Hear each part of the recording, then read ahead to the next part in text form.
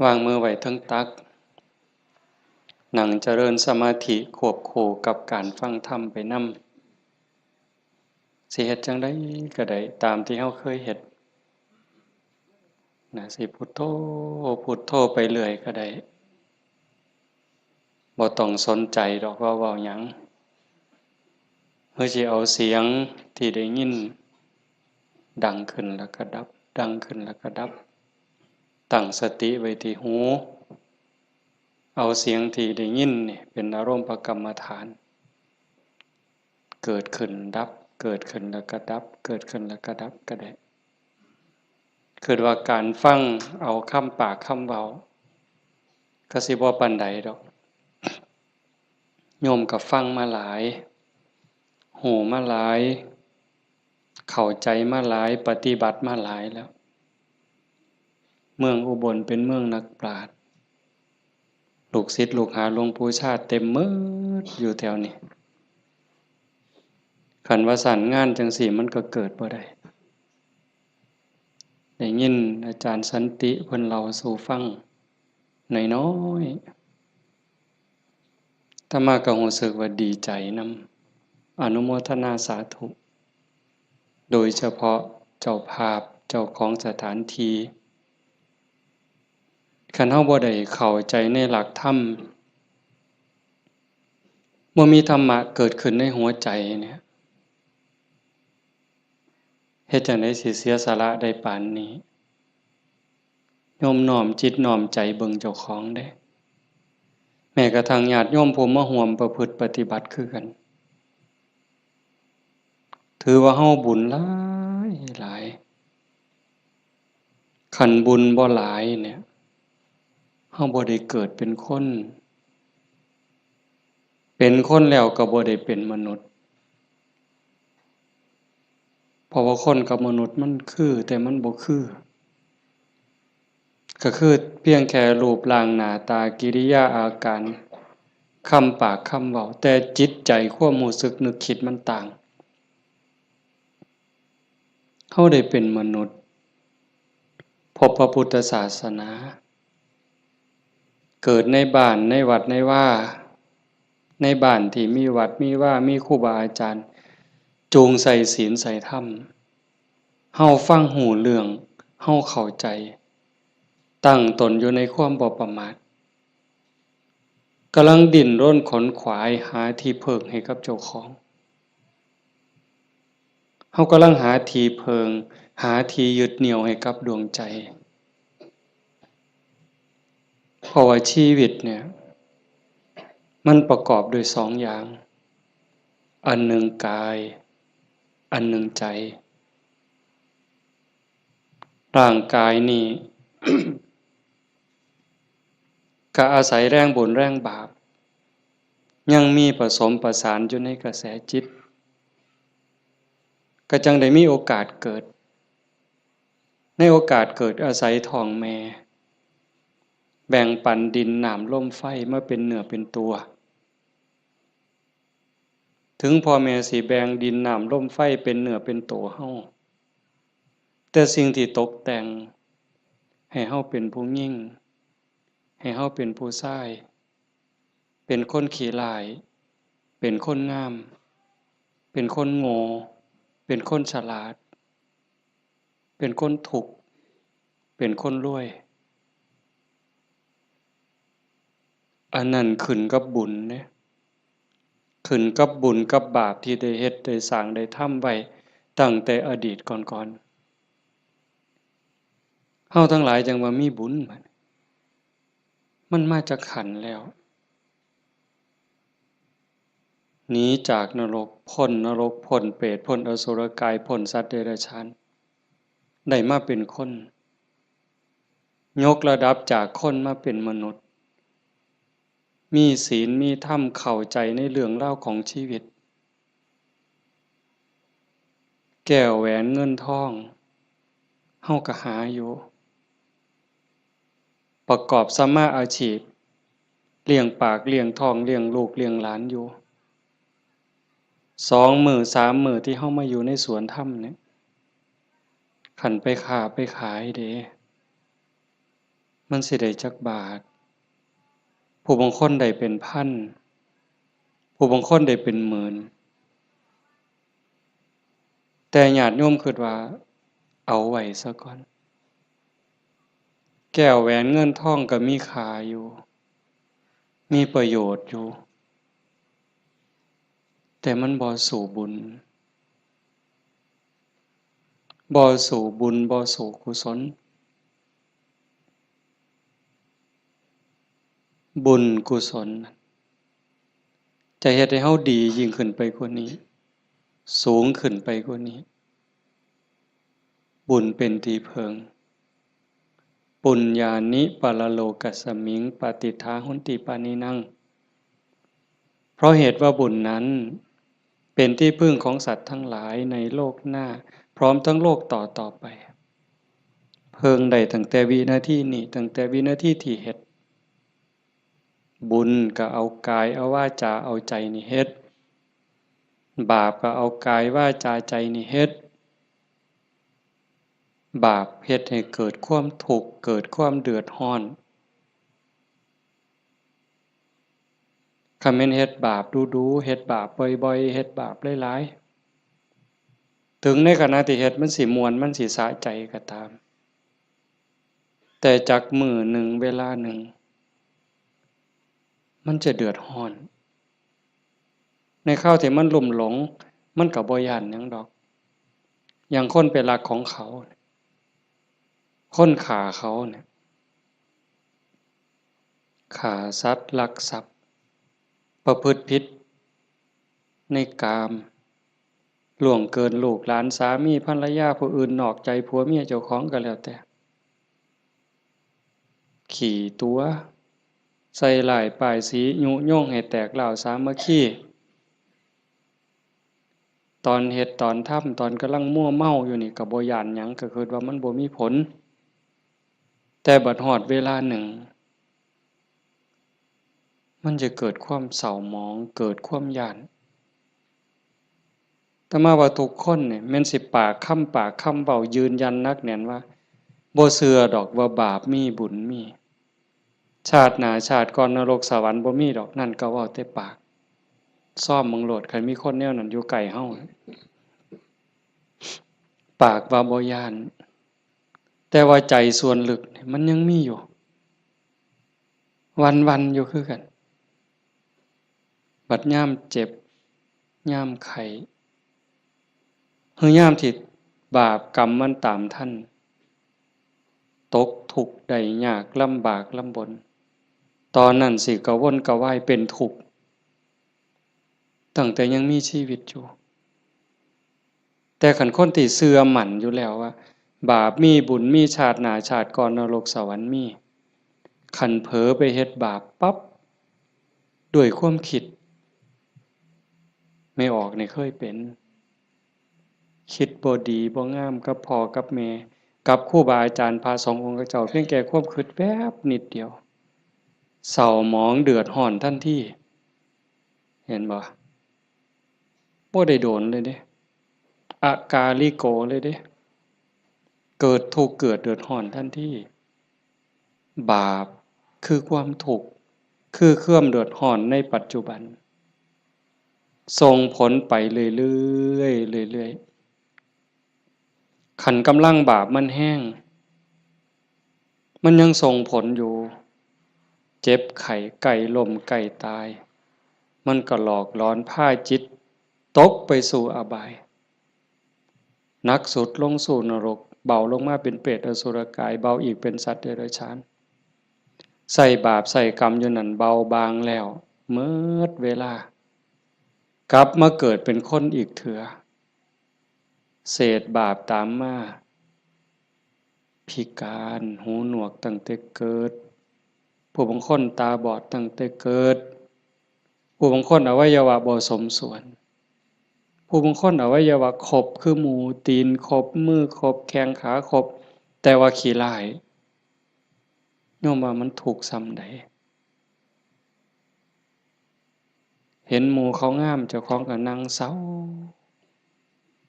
ส่องกระจกยามใดจะแม่นอุกจะแม่นอัง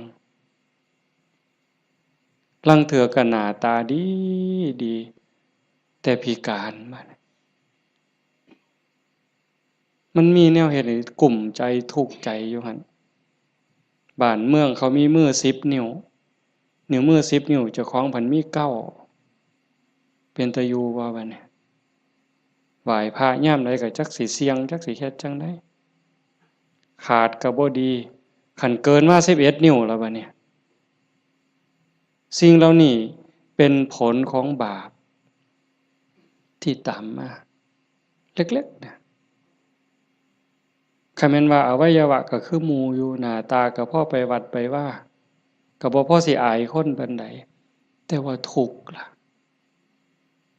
เฮ็ดเวียกปานไฟไหม้มือไหม้ตีนค่ำบ่ได้ยืนคืนบ่ได้อยู่แต่บ่พออยู่พอกินจักเทื่อเอาคันให้อีกแนวหนึ่งดีล่ะพ่ออยู่พ่อกินหน้าตาก็พ่อไปวัดไปว่าแต่ว่าได้ผัวขี้เหล้าเป็นจังไดคันสิป๋ามันก็ฮักอยู่ได้เมียปล่อยเก่งบัดนี้เป็นจังไดเจ้าพ่ออยู่บ่บัดนี้ก็ยังว่าคู่กรรมคู่เวรเอาให้อีกก็ได้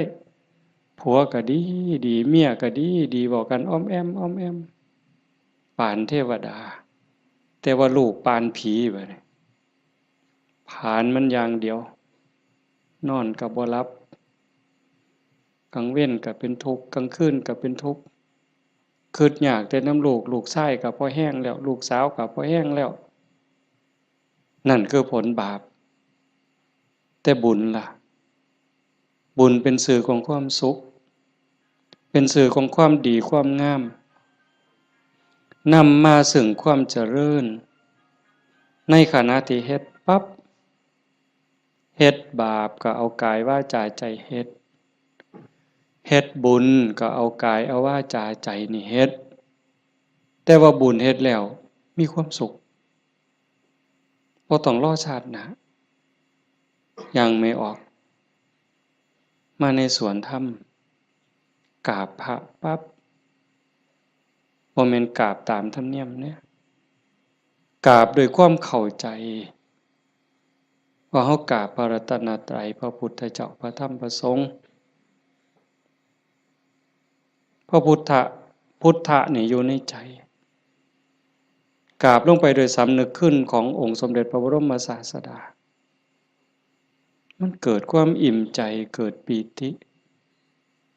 สิสังเกตไม่ออกสังเกตเจ้าของอยู่ว่าเวลาเฮานั่งสมาธิเนี่ยคือภาคค่ำเนี่ยแหละภาคแลงเนี่ย5 โมงแลง6 โมงแลงนั่งสมาธินิ่งๆฮอดเวลาทำวัดบัดคุกเข่าขึ้นกราบงามๆนิ่มนวลคือกราบไปบนหลังพระบาทของพระพุทธเจ้ากราบลงไปบนหลังตีนเว้าภาษาเฮาเอาหน้าผากแตะลงไปบนหลังตีนของพระพุทธเจ้ากราบ3 เทื่อแล้วเงยขึ้นประนมมืออะระหังสัมมาสัมพุทโธภะคะวาพระผู้มีพระภาคเจ้าเป็นพระอรหันต์ดับเพลิงกิเลสเพลิงทุกข์สิ้นเชิงตรัสรู้ชอบได้โดยพระองค์เองโอ้สำนี้มันอิ่มน้ำตาไหลอ่อนซ่อนเจ้าของอิ่มใจภูมิใจเด้ทั้งเถื่อเฮาบ่ต้องเว้าคิดซื่อๆนั่งสมาธินิ่งๆทบทวนพระพุทธเจ้าเพิ่นเป็นไผมาจากไสเฮ็ดจังได๋ได้เป็นพระพุทธเจ้าบุกบั่นฝ่าฟันเสียสละหยังมาแหน่กลัวได้เป็นพระพุทธเจ้า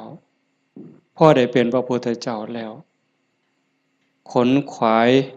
ในการบอกการสอนการแนะการนำพระมหากรุณาธิคุณที่ยิ่งใหญ่หวังให้สรรพสัตว์ทั้งหลายพ้นไปจากความทุกข์พ้นไปจากการเกิดการแก่การเจ็บการตาย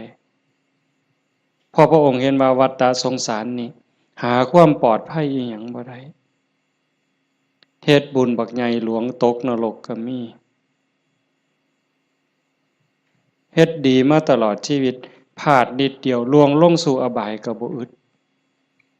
แม่นสิเกิดมาเป็นคนดีแล้วงามแล้วร่ำรวยเฉลียวฉลาดมียศถาบรรดาศักดิ์แล้วแต่ความทุกข์ก็บ่เคยห่างหายไปจากคนเกิดเป็นทุกข์โยมกระทบทวนเห็นเกิดในท้องแม่9 เดือน10 เดือนพัฒนาการเฮานั่งคดจ้องของอยู่ในท้องแม่มื้อคลอดแม่ก็เกือบตายทั้งเทื่อก็ตายอีหลีแม่ก็ห้องโฮโพสังกาหมดลูกหลุดออกมาสลบเลยลูกพ้นออกมาปั๊บก็ให้กากโลด100%เต็มหมดซุคนทุกข์เด้เกิดมาทุกข์แก่ก็ทุกข์หูจักซุคนละนั่งอยู่นี่เจ็บแขวเจ็บข้างเจ็บแข้งเจ็บขาปวดหลังปวดแอวเคยหมดซุคนน่ะหัวงอกตั้งแต่หัวงอกซื่อๆมันบ่เจ็บบ่ปวดก็ทุกข์เว้ยไม่ออกเป็นเลยว่ะส่องกระจกเห็นผมงอกนี่ถอนปั๊บโลดย้านเขาว่าเจ้าของเฒ่าเห็นบ่อายุส่ำ40คันเขาเอิ้นแม่ใหญ่ได้งวกปั๊บตาเขียวปื้อโลดเด้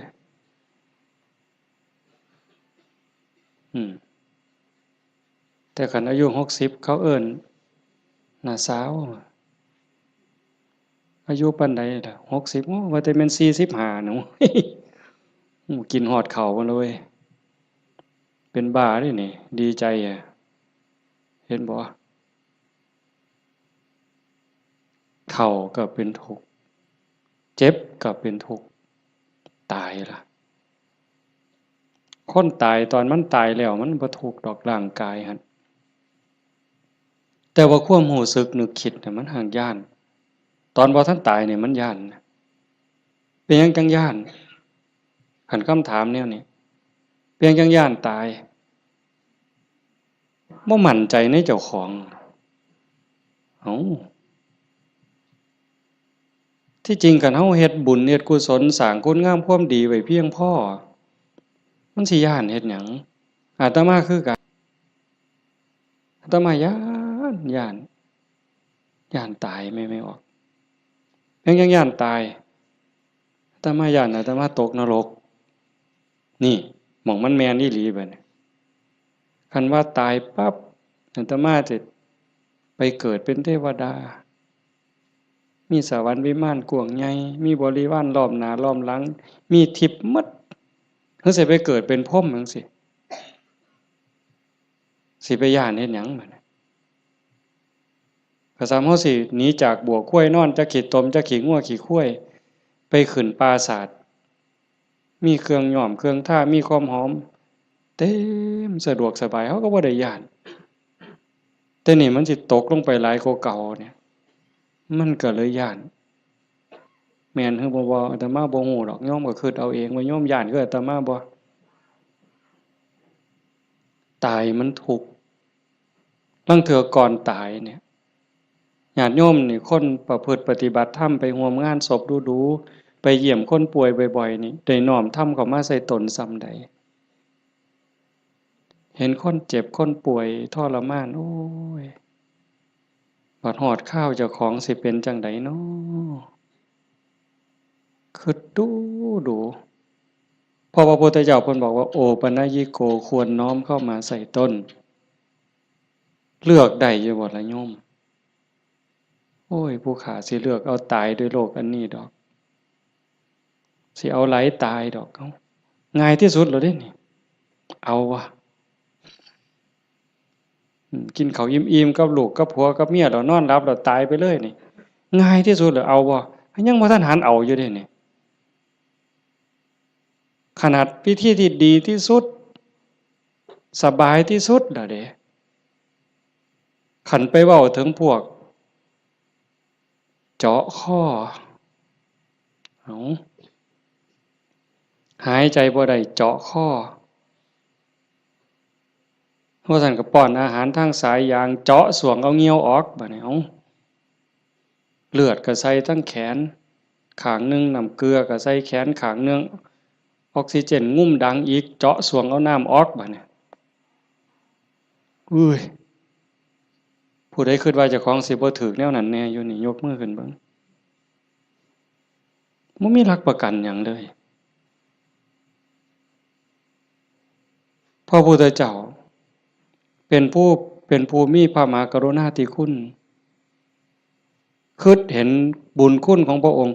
เที่ยวบอกเที่ยวสอนจากป่าสู่ป่าจากเขาสู่เขาจากกระท่อมของคนขอทานฮอดปราสาทราชวังของพระราชามหากษัตริย์คิดเห็นบุญคุณของพระองค์จังซี่เฮาได้มาเฮ็ดนำทำตามมันเป็นบุญแน่ๆคิดพ้อคิดเห็นนั่งสมาธิพิจารณาไปเกิดอิ่มใจพอใจสุขใจเดียวนี้คิดเบิ่งเจ้าของมันถึงสิเกิดบ้านนอกคอกหน้าบ้านป่าขาดอนบ่ร่ำรวยเป็นแสนเป็นล้านคือเพิ่นแต่ว่าเฮามีวัดมีครูบาอาจารย์มีพี่มีน้องที่รักศีลรักธรรมเฮามีสัมมาทิฏฐิมีความเห็นถูกเห็นตรงตามคำสอนพระพุทธเจ้าอย่างน้อยๆนี่เชื่อว่าบาปมีบุญมีชาติหน้าชาติก่อนนรกสวรรค์มีเฮ็ดดีก็ย่อมได้รับผลดีเฮ็ดชั่วก็ย่อมได้รับผลชั่วพระพุทธศาสนาสอนเรื่องเหตุเรื่องปัจจัยเพราะสิ่งนี้มีสิ่งนี้จึงมีหว่านพืชจังใดก็ได้ผลจังซั่นอ่อนซ่อนเจ้าของภูมิใจในเจ้าของแม่นสิเกิดบ้านนอกคอกหน้าทุกข์ยากปากหมองบ่ร่ำบ่รวยบ่สวยบ่งามแต่เฮามีโอกาสได้เข้าวัดได้มีโอกาสปฏิบัติธรรมเป็นผู้บ่ประมาทได้ยินเสียงปากเสียงเว้าของครูบาอาจารย์น้อมนำลงสู่การประพฤติปฏิบัติซ้ำนี่เฮาก็พอแห้งอะนี่โยมเป็นบุญล่ะเด้นี่เกิดปีติเกิดความอิ่มใจแล้วก็ตั้งตนในความบ่ประมาทอีก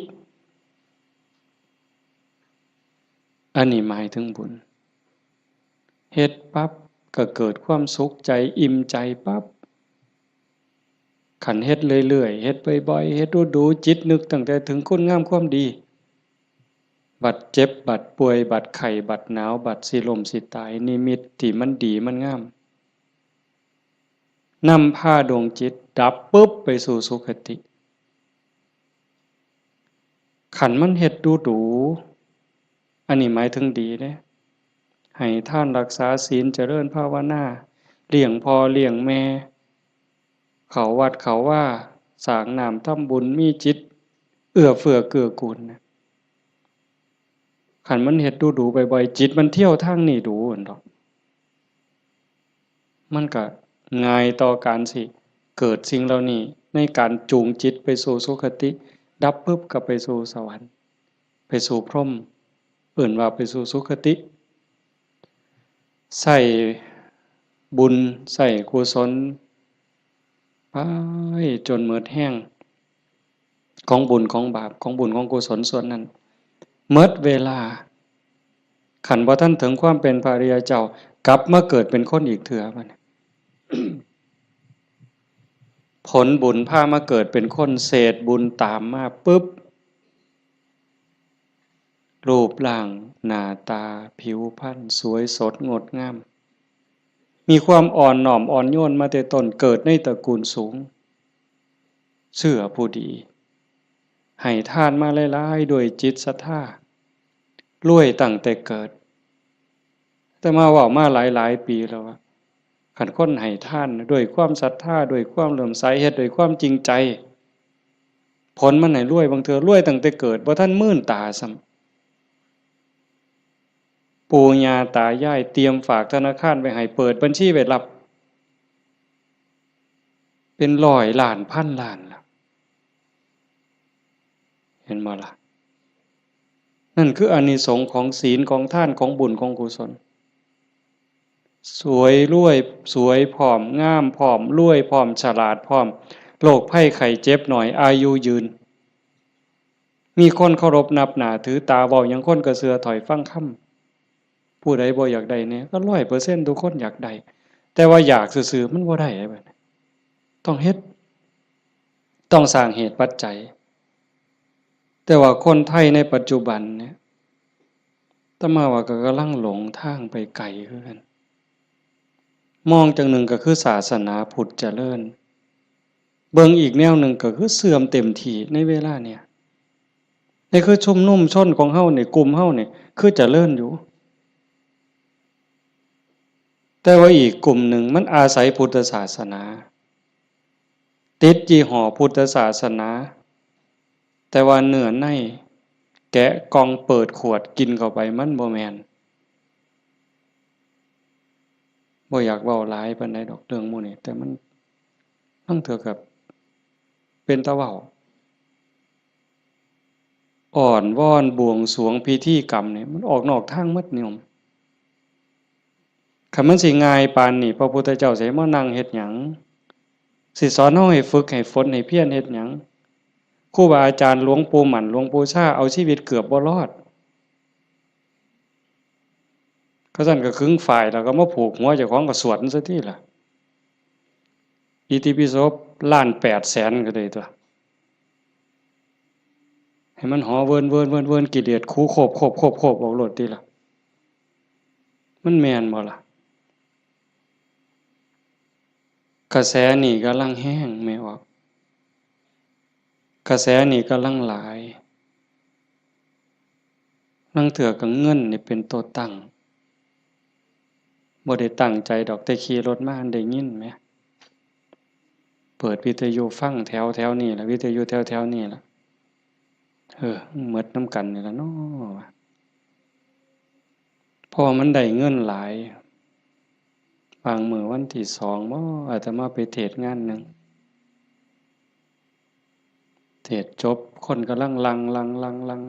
มาอันนี้มื้อสาวมื้อรุ่นก็เลยถามประธานงานเขาก็บ่ฮู้ดอกว่าท่านเข้าใจว่ามันเป็นแนวใดอะนะถามว่าเป็นจังไดงานเรียบร้อยดีอยู่บ่ว่าซั่นเรียบร้อยอยู่ค่ะน้อยเพิ่นว่าอุ้ยได้เงิน800,000กว่าเพิ่นว่าสาธุว่ะงานคืนเดียวง่ายๆแจกไม่หีบกันหมดคืนเนี่ยอยากเคาะหมดไว้ก็ออกแบ่งค์ใหญ่ๆแต่มาเชื่อว่าพระพุทธเจ้าบ่สอนแล้วก็บ่ได้พาเฮ็ดแนวนั้นแต่แนวจังซี่นี่แม่นบ่พอออกนอกจากเป็นบุญเป็นกุศลเด้เฮามาเฮ็ดในมื้อนี้เวลานี้เด้นอกจากมาสร้างบุญแล้วมาหาที่เพิงสำหรับดวงจิตดวงวิญญาณเจ้าของแล้วชีวิตมันมีกายกับใจอย่างว่าร่างกายประกอบด้วยดินน้ำลมไฟเหมือนเวลามันก็แตกสลายดินขึ้นดินน้ำขึ้นน้ำลมขึ้นลมไฟขึ้นไฟแต่กระแสจิตกระแสใจกระแสวิญญาณเดินทางต่อหอบบุญหอบบาปไปขันดวงจิตดวงใจดวงใดได้รับการพัฒนา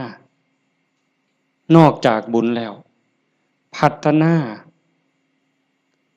คือมันเฮ็ดให้เกิดให้มียกระดับเจ้าของสูงขึ้นจากอำนาจการบีบคั้นกดขี่ข่มเหงของกิเลสคือความโลภความโกรธความหลง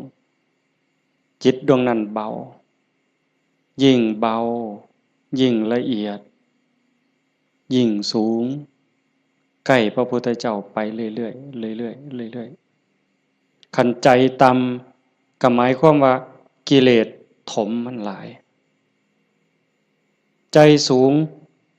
กิเลสติดหน่อยขันสูงที่สุดกิเลสเกาะบ่ได้ก็เป็นอิสระจากกิเลสไปเข้ามาเดินจงกรมมานั่งสมาธิสวดมนต์ฟังเทศน์ฟังธรรมก็เพื่อสิซักฟอกจิตใจเจ้าของ การฟังธรรมนี่ก็เป็นตนหนึ่งเฮ็ดให้เฮาได้เกิดปีติเกิดความสุขเกิดสมาธิตั้งแต่เกิดความเข้าใจได้ส่องได้ทางยกจิตเจ้าของให้มันสูงยิ่งขึ้นได้เฮาก็เฮ็ดหลายๆอย่างทั้งการฟังทั้งการประพฤติปฏิบัติทั้งการสวดมนต์เฮาทำวัดแปลมันยิ่งเห็นยิ่งเข้าใจอย่าเอาเพียงแค่มวลเอาเพียงแค่ความไพเราะอย่างเดียวเฮาสวดซ่าๆเฮามีโอกาสพินิจพิจารณาถึงความหมายที่เฮากล่าวออกไปแต่ละคำน้อมนึกเห็นพระพุทธเจ้านึกถึงครูบาอาจารย์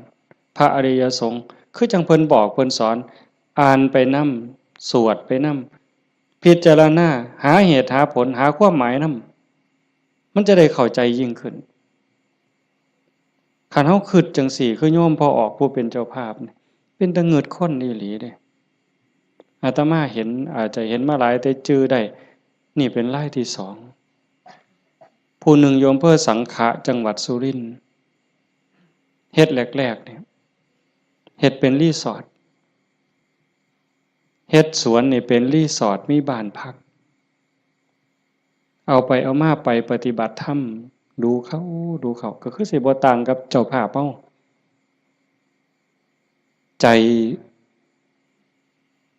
ตกลงไปในกระแสธรรมหักศีลหักธรรมมั่นใจแล้วว่าอันใดสิเป็นที่เพิงของชีวิตอันใดสิเป็นสมบัติควรสิถือออกจากโลกนี้ก็ค่อยๆเปลี่ยนบัดจากรีสอร์ทจากบ้านพักนัดพี่นัดน้องไปร่วมปฏิบัติจากกลุ่มก่อนเล็กๆจัดประกาศงานบักใหญ่มีงานปฏิบัติธรรมมาหลายปีตั้งสถานีวิทยุคือกันเลย2 ปีที่ผ่านมาหลังเนี่ยจัดงานปริวาสโยมได้เนี่ยไม่ออกได้เนี่ยเอาสวนเจ้าของจัดเป็นงานปฏิบัติธรรมนิมนต์พระมาเขาอยู่ปริวาสกรรมญาติโยมไม่ออกชาวบ้านก็มาร่วมปฏิบัตินำกับพ่อๆกันนี่แหละครับเฮาแต่เพิ่นก็มีพระเสริมเข้ามานี่คือมั่นใจแล้วว่าสิ่งที่สิถือออกจากโลกนี้นอกจากบุญกุศลคุณงามความดียังมีโอกาสได้คัดเกลาจิตใจยกระดับจิตวิญญาณเจ้าของให้สูงขึ้นให้มันสูงขึ้นจากอำนาจของความโลภความโกรธความหลงความอิจฉาริษยาอาฆาตพยาบาทจองเวรหน่อยเนื้อต่ำใจบุญยังบ่ทันปลอดภัยปานใดเลยดีอยู่แต่บ่ทันปลอดภัยเพราะว่าคำสอนของศาสนาญาติโยมก็ได้ยินอยู่แล้วหลายๆมื้อเฮาก็ทำวัดอยู่ประจำละชั่วประพฤติดีเห็นบ่ละชั่วประพฤติดีทำจิตให้บริสุทธิ์ตัวจิตบริสุทธิ์นี่จึงเป็นพุทธศาสนาละชั่วมาเฮ็ดดีนี่มันยังบ่ทันฮอดพุทธศาสนาแต่มันเป็นหลักสากลของโลกของจักรวาลผู้ใดเขาก็สอนกันแบบนี้ญาติโยมก็ลองพิจารณาว่าชีวิตเฮาที่เหลืออยู่เนี่ยเฮาสิเฮ็ดจังไดจังสิใกล้พระพุทธเจ้าใกล้หลักธรรมเข้าไปที่สุดจากชั่วมาถึงดีจากดีไปถึงว่างจากชั่วมาถึงดีจากดีไปถึงว่างตัวทางสายกลางเนี่ยเฮาเดินจงกรมเฮานั่งสมาธิแน่ๆแล้วว่าเฮานั่งเอาบุญแต่ว่าเหนือกว่านั้นเด้การพัฒนาการยกระดับจิตโยมก็ต้องเบิ่งนำเพราะว่าธรรมะคำสั่งสอนของพระพุทธเจ้ามันปฏิบัติได้บ่จำกัดการสวากขาโตภควตาธัมโมพระธรรมเป็นสิ่งที่พระผู้มีพระภาคเจ้าตรัสไว้ดีแล้วเฮาสวดมนต์ว่าจังซี่ ดีนี่หมายความว่าจังได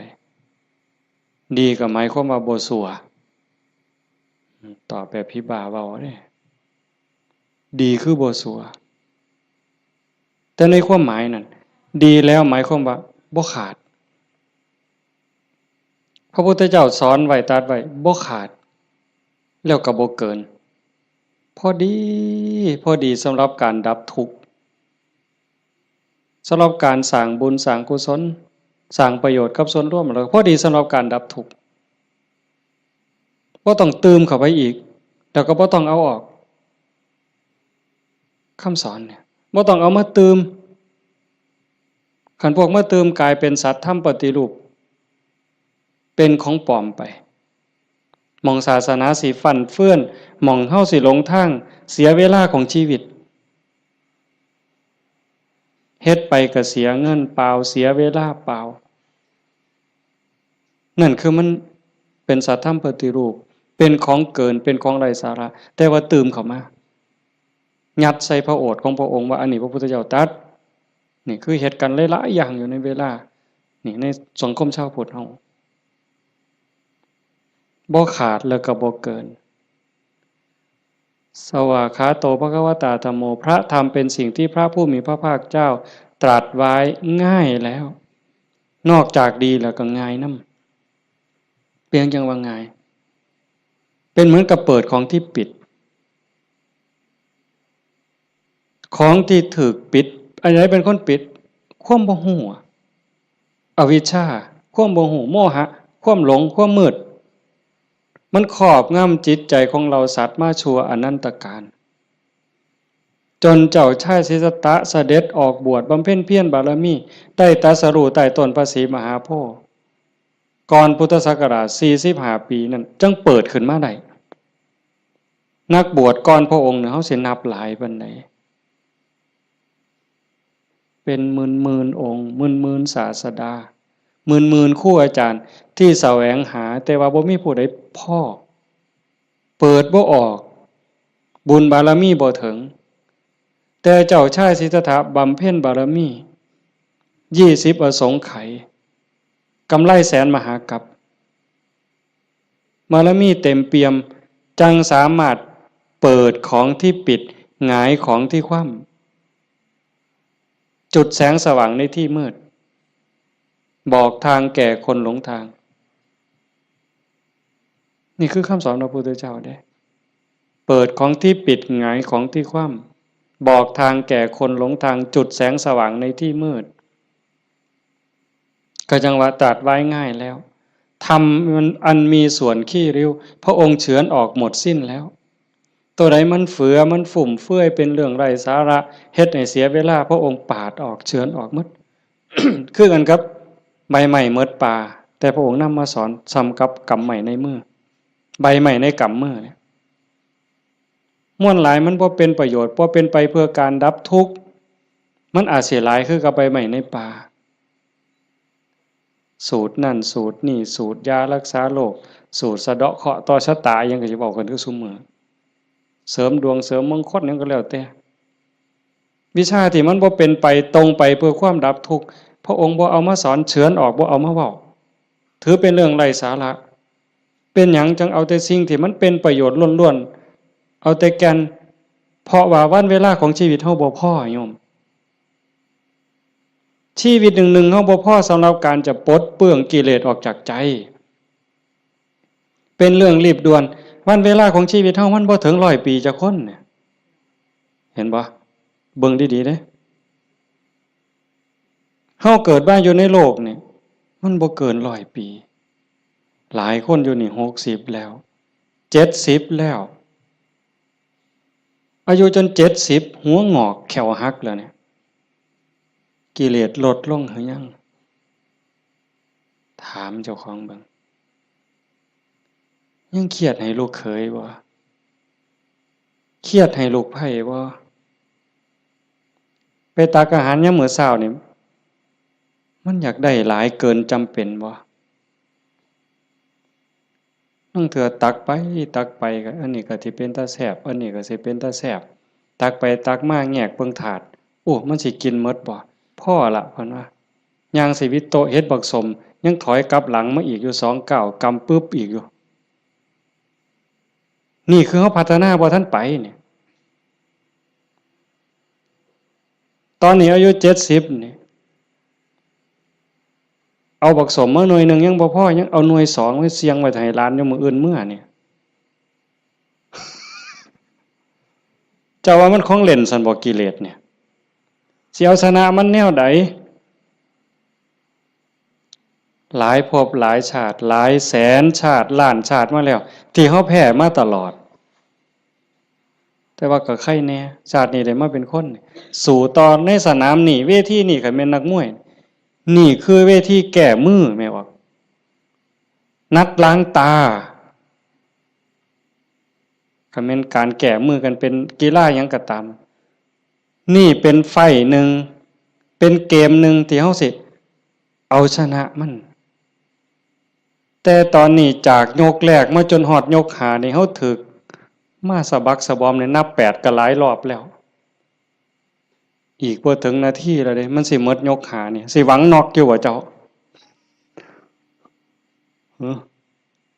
เฮาสิถึกศอกกลับเขามิดอ้อยซอยอีกยกนึงบ่จักนี่ต้องเบิ่งให้เห็นเด้จังว่าพระพุทธเจ้าเพิ่นเฉือนออกหมดสิ้นแล้วเอาแต่เรื่องทุกข์เรื่องดับทุกข์จ่อๆเข้ามาคันเอาเพราะท่านเข้าใจซ้ำนั่นอ่านความรู้สึกเจ้าของบัดเฮามาเดินจงกรมนั่งสมาธิซ้ายย่างเนาะขวาย่างเนาะเฮาสิย่างพุทโธก็แล้วแต่ย่างเฮ็ดหยังอาตมาอาจสิเว้าบ่ถูกเด้ญาติโยมอาจจะเข้าใจกว่าอาตมาก็เว้าไปตามบ่าซั่นเนาะย่างเพื่อฝึกสติเพื่อเพิ่มความถี่ของสติสัมปชัญญะสติคือความระลึกได้สัมปชัญญะคือความรู้ตัวฝึกบ่อยเฮาเผลอนี่เอาวันนี้เรื่องบุญน่ะมันของตายอยู่แล้วไม่ออกบ่ออกเรื่องบุญน่ะของตายเพียงแค่เฮาตั้งอกตั้งใจมีศรัทธามาเฮ็ดให้บุญของตายมันได้อยู่แล้วจากชั่วมาถึงดีจากดีมาถึงว่างจากบาปมาถึงบุญจากบุญไปถึงว่างเนี่ยบุญน่ะของตายเฮาเพียงแค่มีศรัทธามานี่มันมหาศาลแล้วบุญเป็นต้นหนุนแต่เฮาสิเอาดีกว่านั้นบ่คันเจ้าดีกว่านั้นทุกอย่างก้าวที่เฮาย่างซ้ายหูว่าซ้ายขวาหูว่าขวาคันสิเอาขวาพุทธซ้ายโทก็ให้ฮู้อย่าให้จิตออกนอกปกติคนเฮานี่จิตมันสิส่งออกนอกย้อนไปอดีตบ้างมื้อวานมื้อก่อนปีกาย10 ปีก่อนยังเอามาคิด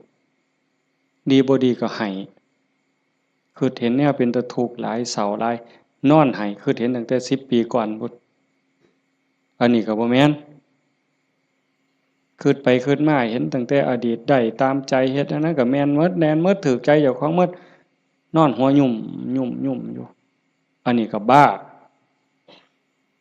บ่แม่นคันบ่อยู่กับอดีตบ่นี่พูดอนาคต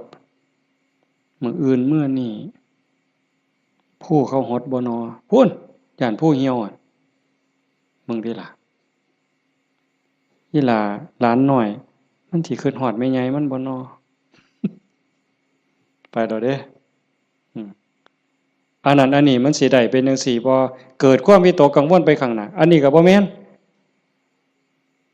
การประพฤติปฏิบัติพระพุทธเจ้าเพิ่นบอกให้อยู่ในปัจจุบันอดีตก็ละไปแล้วอนาคตก็ยังไม่มาให้อยู่กับปัจจุบันที่เฮาพุทโธนี่คือให้เห็นปัจจุบันหายใจเข้าพุทนี่เห็นปัจจุบันโธ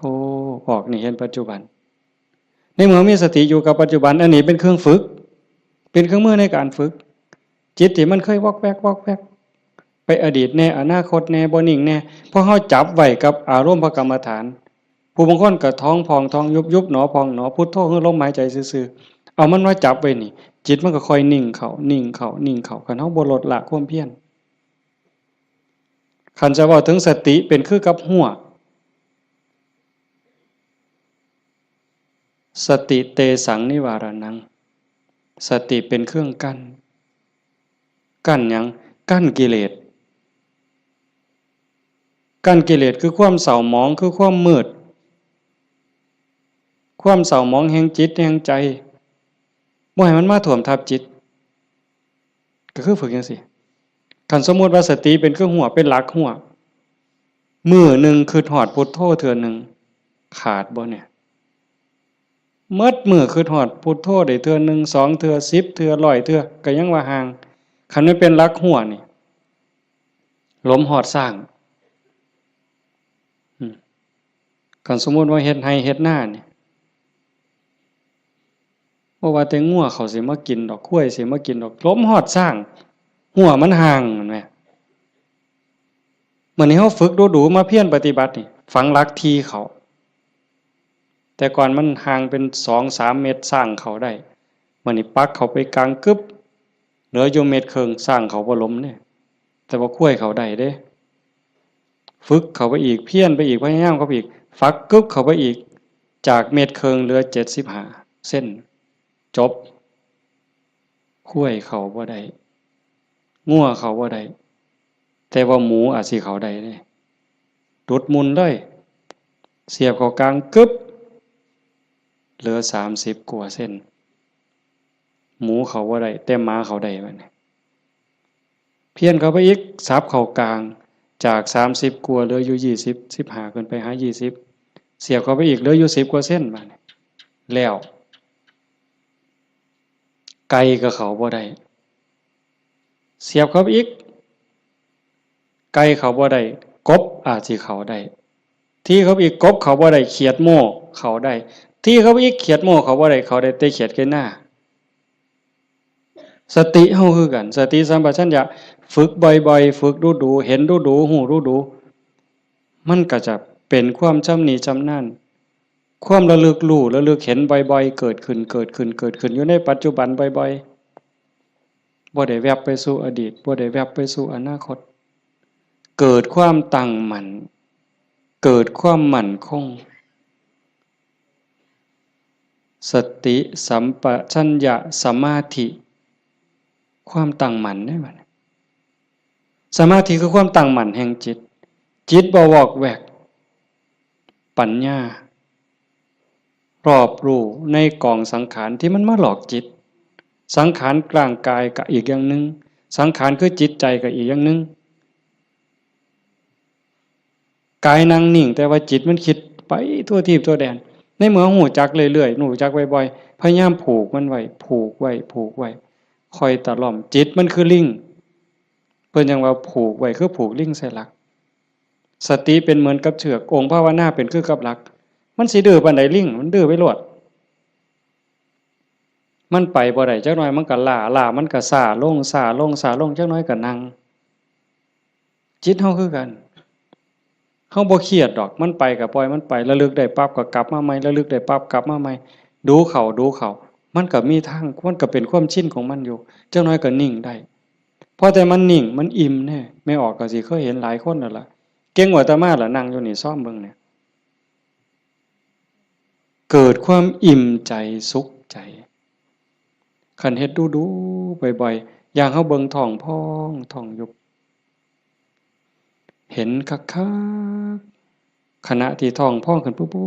บๆๆๆทอเส้นผมปุ๊บๆๆขึ้นมาก็เห็นยุบลงปุ๊บๆๆๆทอเส้นผมนี่ก็เห็น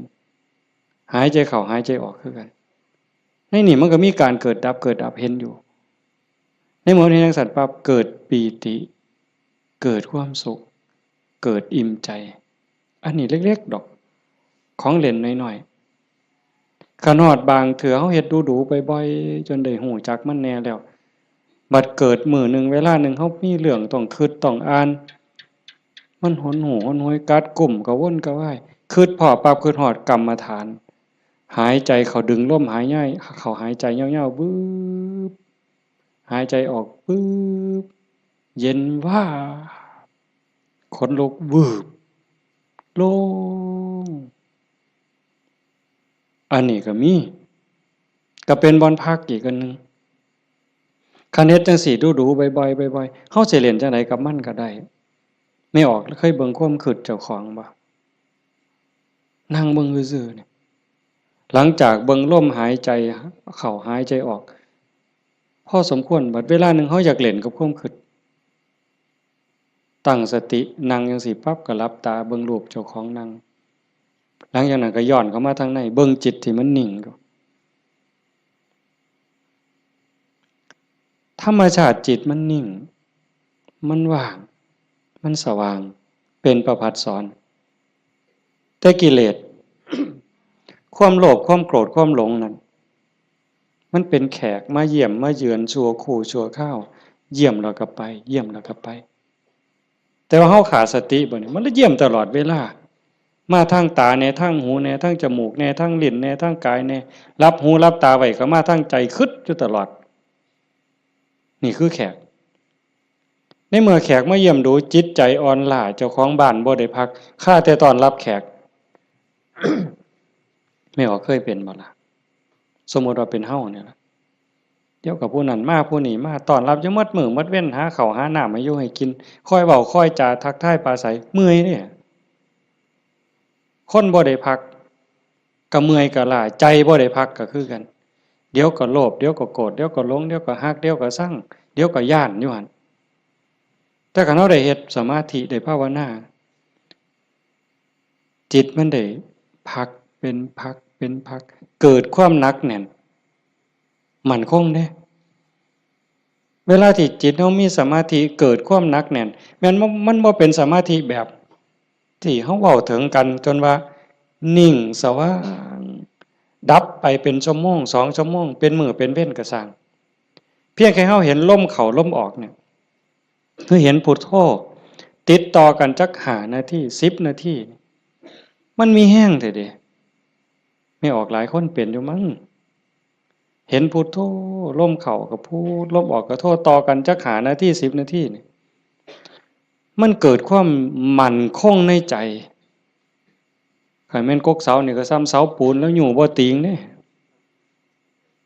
จิตใจบ่หวั่นไหว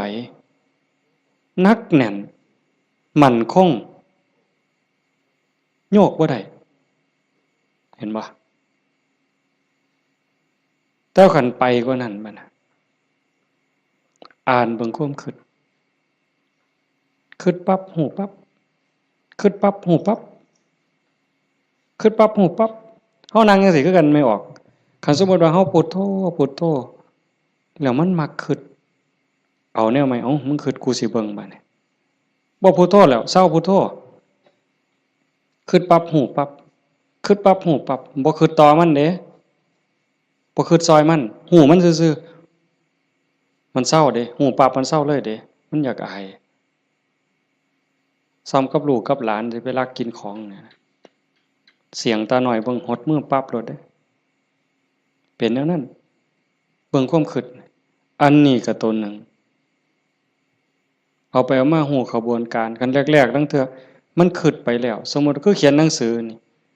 บออานอบานไม่โทบ้านบออุบออัวบัวออามองามฮอดพุ่นจังคิดออกฮอดม่อมาแล้วโอ้ยคิดไปหยังฮอดพุ่นตั้งสติไหมมันเขียนไหมมันอาจสิฮอดงออาบ่ทันได้ม่อมาฮอดสระปั๊บฮู้ปั๊บคันฮู้รู้มันสิสั่นเข้าได้บัดแต่คันแรกๆปั๊บมันฮอดงออามองามบ้านบัวงามมันเฮาตั้งสติดีๆเอาก่อนมันมาฮอดม่อมาเนี่ยมันว่าหยังก่อนสระอาก่อนสระอาเด้งองูก่อนงองูเด้วอแหวนก่อนวอแหวนมหานากาศก่อนมหานากาศบอใบไม้ไล่ถอยกลับมาลุ้นไปอีกสั่นเข่าคิดปั๊บหูปั๊บคิดปั๊บหูปั๊บการปรุงแต่งของจิตของสังขารมันไปบ่ได้ไกลเพราะหูมันอยู่จอบมันอยู่จากไปหอดบ้านบัวงามมันต้องบัดสุดท้ายมันหอดเพียงแค่บออาเพราะท่านไม่โทษสั่นเข้ามาหอดบอใบใหม่มัดโตเบิ่งดูบอใบใหม่เพียงแค่ขอดหัวหูจักหยุดปุ๊บเป็นได้แนวนี้ก็เป็นตรงมันว่างตรงมันนิ่งตรงนี้กิเลสบ่มานั่นคือจิตเดิมสะอาดบริสุทธิ์ บ่พาเจ้าของทุกข์เข้าใจได้เลยว่าคำสอนของพระพุทธศาสนาสูงสุดเพื่อบ่ทุกข์คำสอนของพระพุทธเจ้าทั้งหมดเป็นไปเพื่อดับทุกข์เป็นไปเพื่อพ้นทุกข์จังว่าความว่างจากความยึดมั่นในความเป็นตัวเป็นตนในสิ่งที่ใดที่มีที่เป็นเฮาประพฤติปฏิบัติจังสี่คือกันเดินจงกรมนั่งสมาธิเพื่อเจริญสติสัมปชัญญะปัญญาสมาธิให้มันหูเท่าทันในเมื่อกิเลสเกิดมากระทบกิเลสคือความทุกข์คือความเดือดร้อนความเศร้าหมองต่างๆมันจะเกิดขึ้นกับจิตกับใจมันมาทางใดๆมันมาทางตามันเข้าทางตาเข้าทางหูทางจมูกทางลิ้นทางกายทางใจเพิ่นเอิ้นว่าอายตนะอายตนะเป็นเครื่องเชื่อมต่อภายในก็มี6ภายนอกก็มี6ตามันเป็นคู่กับรูปหูเป็นคู่กับเสียงจมูกเป็นคู่กับกลิ่นลิ้นเป็นคู่กับรสกายเป็นคู่กับสัมผัสใจเป็นคู่กับอารมณ์มันใส่ตาใดเข้าทั้งตาใดมันเข้าทั้งตาใส่หูใดมันเข้าทั้งหูใส่ดังใดมันเข้าทั้งดังใส่ลิ้นใดเข้าทั้งลิ้นรับหูรับตาไว้มันเข้าทั้งใจพี่เฮาฝึกสติสัมปชัญญะเพื่อให้อยู่กับปัจจุบันให้มันเท่ามันทันให้มันเร็วเวลาเกิดการกระทบตาเห็นรูปปั๊บตาบ่บอดมันต้องเห็นตาบ่บอดมันต้องเห็นเป็นเรื่องธรรมดาเห็นปั๊บเฮ็ดจังไดบัดนี้เฮ็ดจังไดในเมื่อตาเห็นรูปปั๊บเฮาสิรักษาใจบ่ให้มันหักบ่ให้มันสั่งบ่ให้มันดีใจบ่ให้มันเสียใจนี่คือตัวปฏิบัตินี่คือทางสายกลางเห็นปั๊บให้ใจเป็นปกติคือบ่ทันเห็น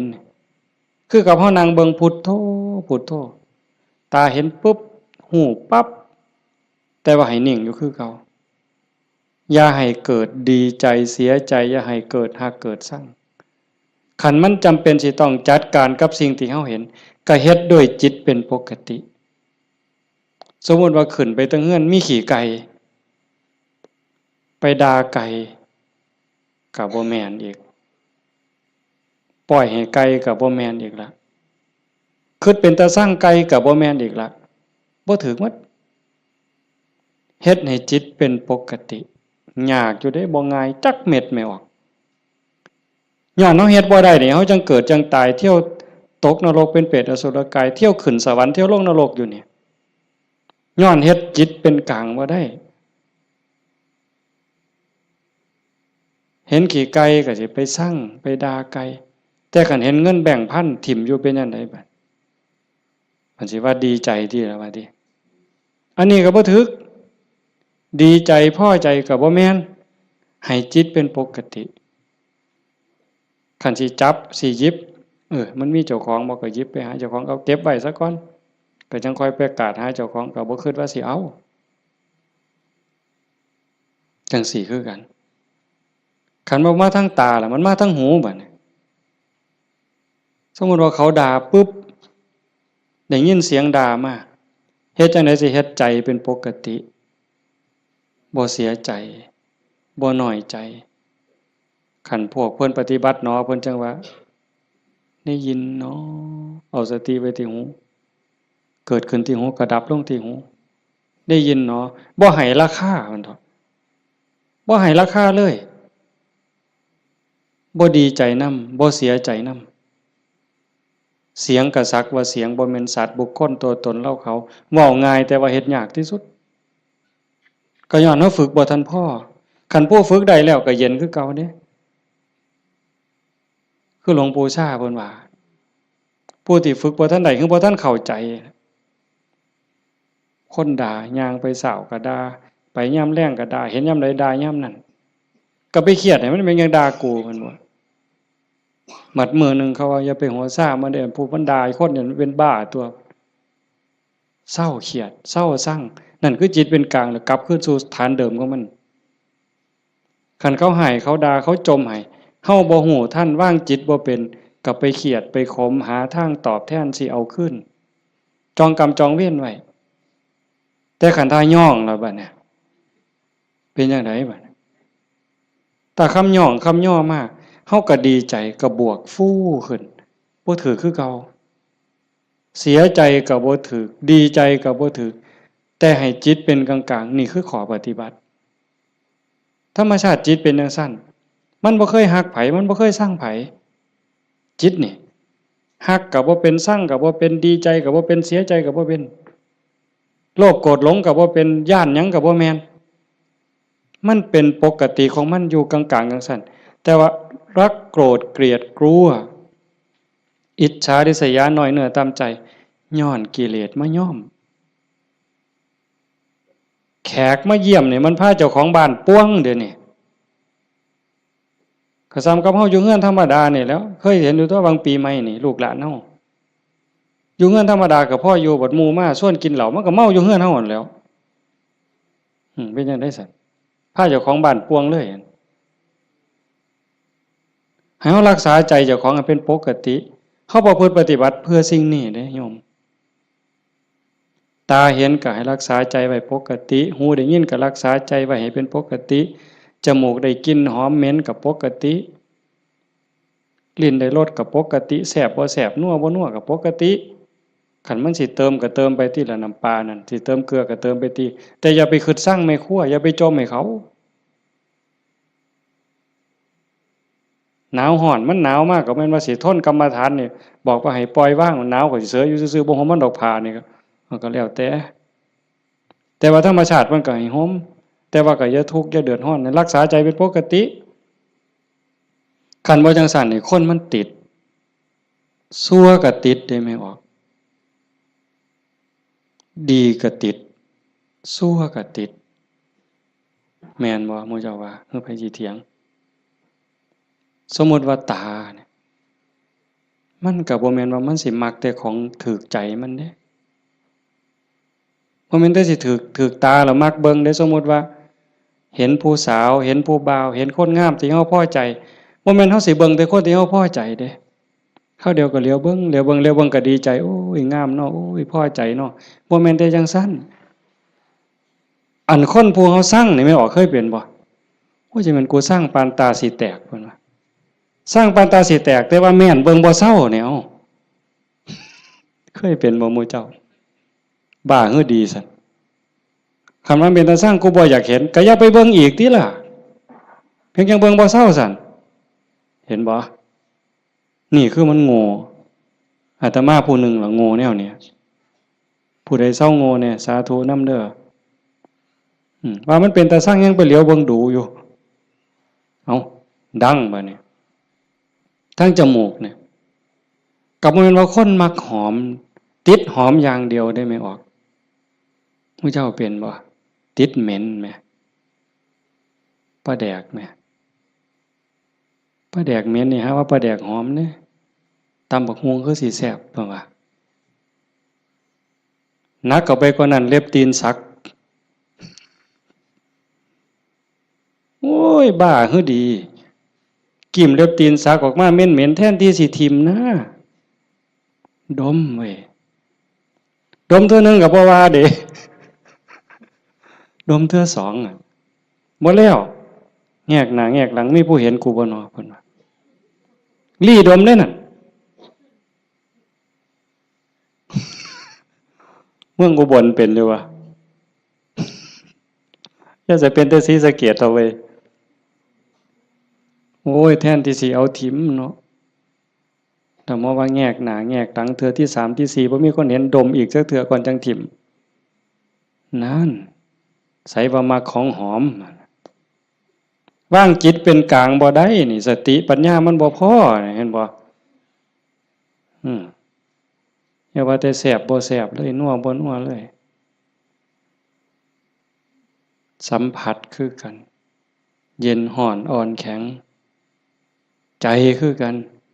เนี่ยมันบ่ดีคิดแล้วเฮ็ดเจ้าของเป็นทุกข์คิดพ่อเฮ็ดเจ้าของห้องไห้น้ำตาหลั่งน้ำตาไหลก็ยังมีโอกาสนอนมือกายหน้าผากคิดฮอดแล้วก็น้ำตาไหลสะอื้นอยู่ผู้เดียวบ้าคักๆเนี่ยเด้คนเนี่ยคันแนวมันถูกใจเจ้าของก็นอนคิดเห็นแล้วก็หัวยุ่มอยู่ผู้เดียวพลิกไปพลิกมาจนเก็บไปฝันนะเว้ย นี่คือจิตมันฝึกบ่ทันใดไม่ออกโยมพอออกเพิ่นพาเฮาเฮ็ดงานปฏิบัติธรรมเสียเวลาเสียเวลาย่อมสละสถานที่เงินทองพร้อมเพื่อเอาบุญให้เจ้าของส่วนหนึ่งแล้วก็เพื่อยกระดับจิตใจเจ้าของส่วนหนึ่งแล้วก็เห็นว่าทุกคนคือพี่คือน้องเปื้อนร่วมทุกข์เกิดแก่เจ็บตายทุกคนเคยเป็นพี่เป็นน้องเป็นญาติสายโลหิตเป็นสามีภรรยากันมานับภพนับชาติบ่ถ้วนชาตินี้ชีวิตนี้ได้เข้าใจในหลักธรรมคำสอนของพระพุทธองค์กหวังให้เกิดประโยชน์สูงสุดส่วนหนึ่งเราก็ฉลาดบักคักถ้ามาเสือเอาสู่คนที่นั่งอยู่นี่แบ่งบุญเล่าเด้เรากินเปอร์เซ็นต์หมู่เจ้าได้เนี่ย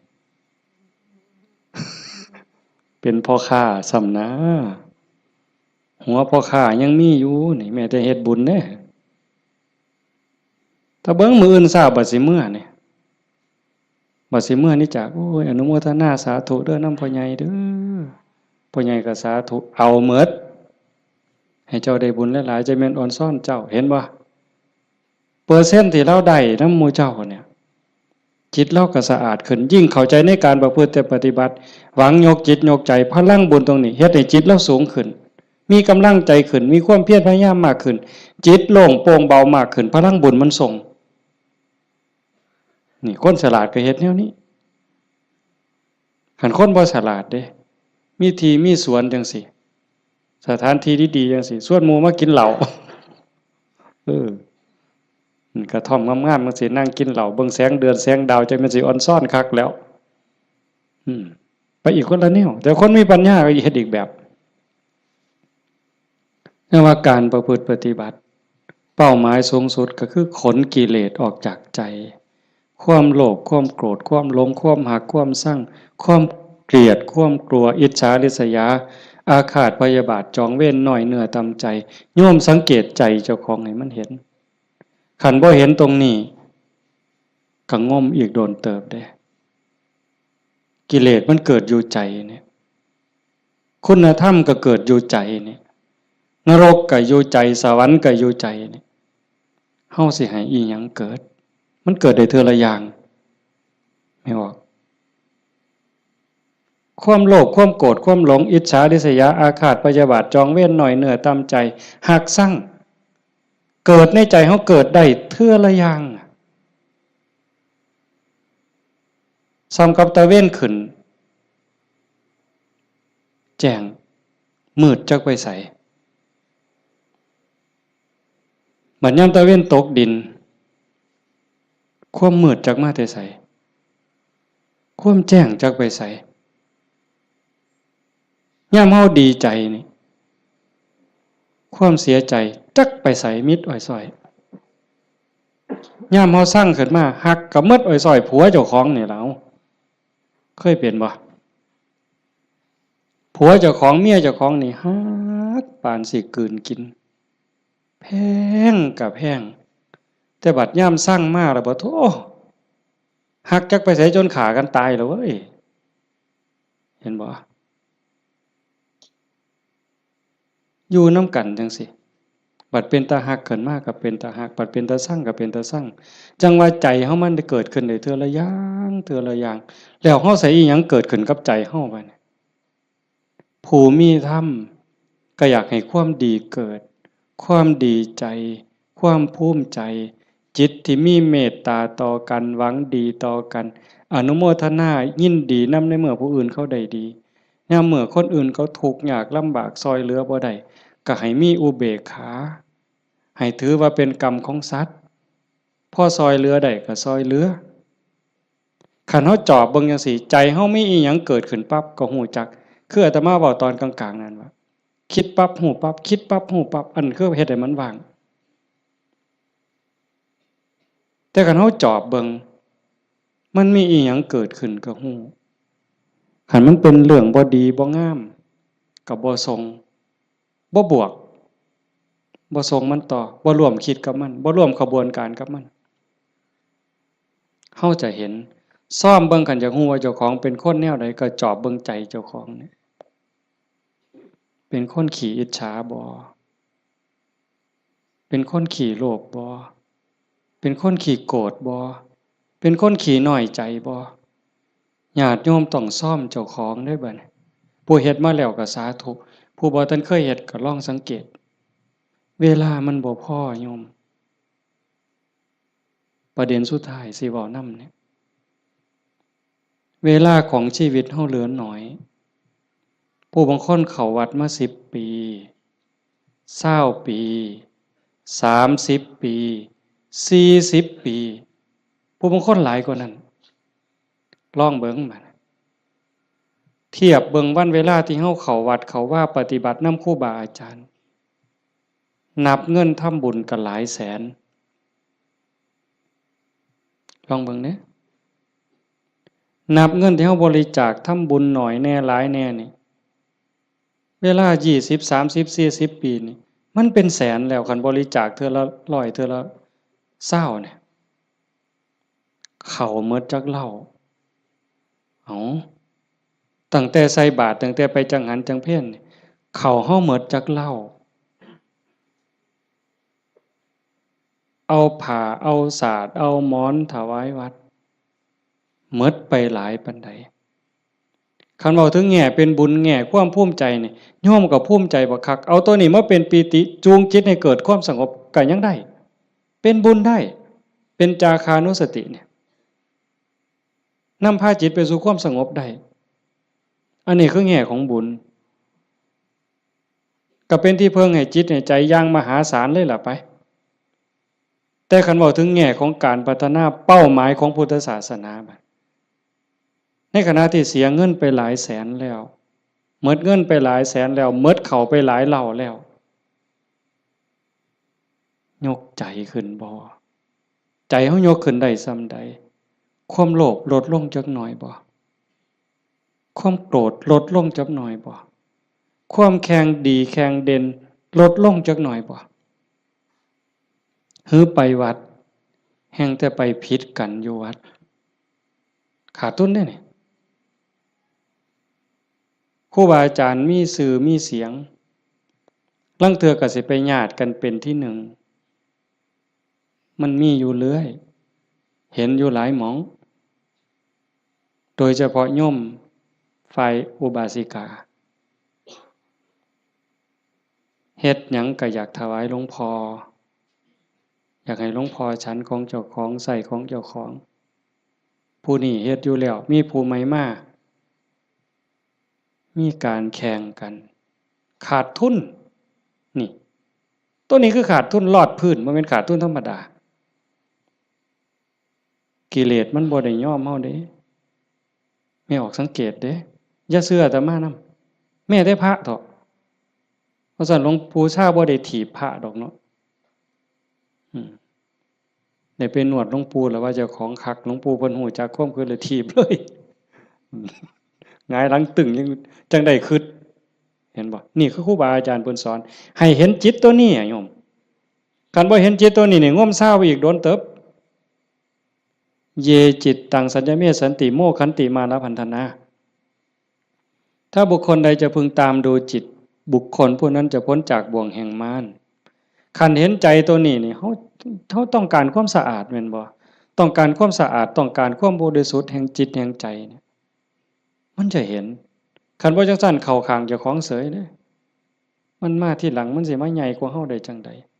มันสิมาเป็นที่หนึ่งได้จังใดผิดกันวัดแตกเว้ยมีเด้แนวนี้ก็ได้ขาดทุนเสียเงินเสียทองหาคืนใหม่ได้เด้หาเงินแสนเฮาก็ยังมีโอกาสสิหาพ่อโยมหาเงินล้านยังมีโอกาสสิหาพ่อเสียหยังก็เสียได้แต่ว่าคันเสียเวลาเนี่ยเสียเลยเด้เสียเลย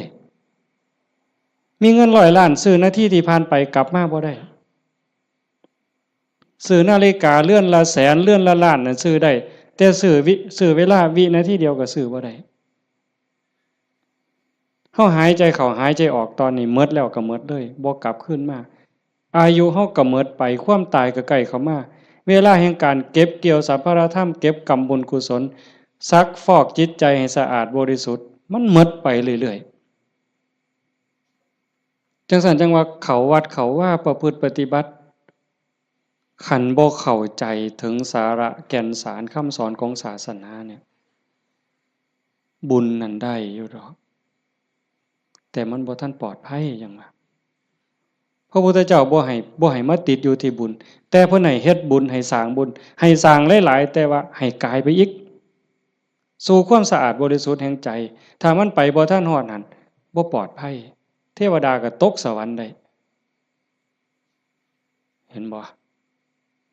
จังสันจังว่าในเมื่อเฮามาสู่ขบวนการปานนี้โยมพอออกผู้เป็นเจ้าภาพก็ตั้งใจปานนี้เฮ็ดดีมาปานนี้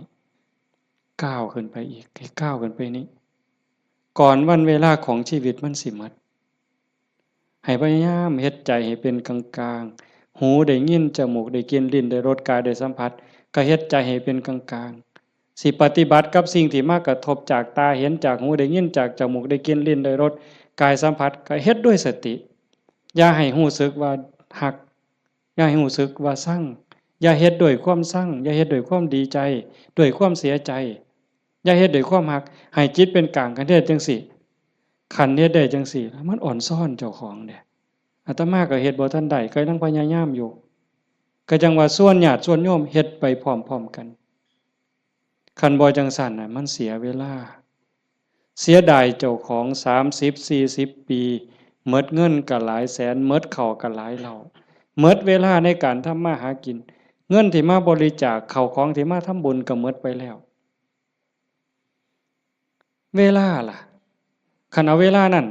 ที่มาอยู่วัดอยู่ว่ามาสร้างน้ำทำบุญไปหาเงินหาทองมันก็ต้องได้ตื่มกันอีกหลายเติบมันจักเท่าแต่ว่าเฮายอมเสียสิ่งนั้นเพื่อสิแลกเอาสิ่งที่ดีที่สุดสิ่งที่ประเสริฐที่สุดก็คือใจเจ้าของเนี่ยให้ได้ใจที่มีความสงบใจที่มีความร่มเย็นใจที่เต็มเปี่ยมด้วยความเมตตากรุณายินดีมุทิตากับผู้อื่นใจที่เป็นอุเบกขาโตสติความระลึกได้แล้วก็อุเบกขาตัวว่างจิตเป็นกลางจิตที่เฉยเป็นสิ่งที่เฮาควรจะหาให้มันได้หาให้มันพอให้มันเจอก่อนลมหายใจสุดท้ายสิดับลงไม่ออกให้มันพอจิตนี่ก่อนลมหายใจสุดท้ายสิดับลงเพราะนั่นคือพุทธะพุทธะคือความสะอาดจิตที่สะอาดจิตที่สว่างจิตที่สงบสะอาดจากหักจากสร้างจากดีใจจากเสียใจจากได้จากเสียจากบวกจากลบสว่างสวัยด้วยสติปัญญาหูเท่าท่านตามความเป็นจริงหักก็ตามสร้างก็ตามสรรเสริญนินทาก็ตามลาภยศสรรเสริญก็ตามสว่างตาโดยแสงไฟเพิ่นเว้าสว่างใจโดยแสงธรรมบ่ยินดียินร้ายเห็นทุกสิ่งทุกอย่างเกิดขึ้นตั้งอยู่ดับไปอนิจจังทุกขังอนัตตากฎของไตรลักษณ์ครอบงำสรรพสิ่งอยู่สะอาดสว่างสวัยโดยสติปัญญาสงบนิ่งจิตใจบ่กระเพื่อมด่ามากก็บ่กระเพื่อมย่องมากก็บ่กระเพื่อมนักแน่นคือกับหินเนี่ยจิตใจของพุทธะเป็นแบบนั้นสะอาดสว่างสงบหู้เท่าทันตื่นจากความหลับไหลเบิกบานจากการที่เจ้าของบ่มีโทษตรงนี้เป็นวิชาการของพุทธศาสนาเป็นหลักที่ชาวพุทธต้องปฏิบัติอันสิไปอ่อนว่อนบวงสรวงสวดแล้วก็ขอสวดแล้วก็ขอขันมันได้ซ้ำนั้นมันก็สิดีอยู่ขันมันได้พระพุทธเจ้าก็พาเฮ็ดแต่ตรงนี้ที่พระองค์เพิ่นสอนสลบจักเทื่อกลัวสิเป็นพระพุทธเจ้าหลวงปู่ชาลำบากปานใดอาตมาเคยอ่านพอเนาะว่าสิขึ้นไปอยู่เทิงภูว่าบ่อยากยุ่งบ่อยากยากนำการมาหาบิณฑบาตไป อยู่ทั้งผู้ก็สิเหี่ยวกินพุ่นเนาะเหี่ยวฉันพุ่นเนาะฝึกซ้อมจนปานนั้นบัดเป็นไข้เป็นหนาวไปอยู่กลางป่าก็บ่อยากให้ผู้พี่น้องยากนำก็ซ้อมมันสิใจขาดยามใดสิจูดไปสุดที่ถิ่มเพิ่นว่าเมื่อได้ยินเสียงกวงห้องหลวงปู่เพิ่นปัญญาหลายดีเนาะอาตมาก็จังได๋ดอกมื้อนึงไปอยู่อยู่วัดวัง 2-3 มื้อนั่นล่ะก็เปิดวิทยุฟังหลวงปู่เพิ่นเทศน์อาตมาก็หัวอยู่ผู้เดียวอยู่จ้อๆสั่นๆนี่คำสอนหลวงปู่ซ่าอยู่กับเจ้าของนี่อยู่หูดังนี่เนาะอยู่กับขนตานี่หักมุมจ่อๆธรรมะนี่โอ้จะเป็นปัญญาคักๆเพิ่นยังว่าโอปัญญิโกเป็นสิ่งที่ควรน้อมเข้ามาใส่ตนมันบ่อยู่ไสไม่ออกคันเวลามันสิเข้าใจมันสิฮู้เล็กๆน้อยๆนี่ดอกมันฮู้ในเจ้าของมันเห็นในเจ้าของนี่โอปัญญิโกเป็นสิ่งที่ควรน้อมเข้ามาใส่ตนคันน้อมเข้ามาใส่ตนนั่นเป็นคำสอนของพระพุทธเจ้าคันน้อมออกไปจักแม่นคำสอนไผบัดนี้คันไปอ้อนวอนบวงสรวงเทวบุตรเทวดาอินทร์พรหมยมยักษ์พระเจ้าทั้งหลายนี่แล้วโลดแต่ว่าอาศัยการประพฤติปฏิบัติจังว่าการฟังเทศน์ฟังธรรมให้เป็นไปเพื่อความศรัทธาความเหลื่อมใสศรัทธาปาสาทะวิริยะความภาคเพียรพระพุทธศาสนาเพิ่นสอนเรื่องความภาคเพียรวิริเยนะทุกขมัจเจติเฮาสิล่วงทุกข์ได้ก็ย้อนความเพียรพยายามของเฮาเองผู้อื่นเฮ็ดให้บ่ได้คันเฮ็ดให้ได้มีผู้วิเศษผู้ศักดิ์สิทธิ์ครูบาอาจารย์เป่าให้เสกให้ผู้ใดสิเกินพระพุทธเจ้าพอออกว่าไผสิเกินพระพุทธเจ้าในโลกในจักรวาลเนี่ยคันมันเฮ็ดแทนได้ทำพิธีเฮ็ดให้ได้พระพุทธเจ้าเฮ็ดให้หมด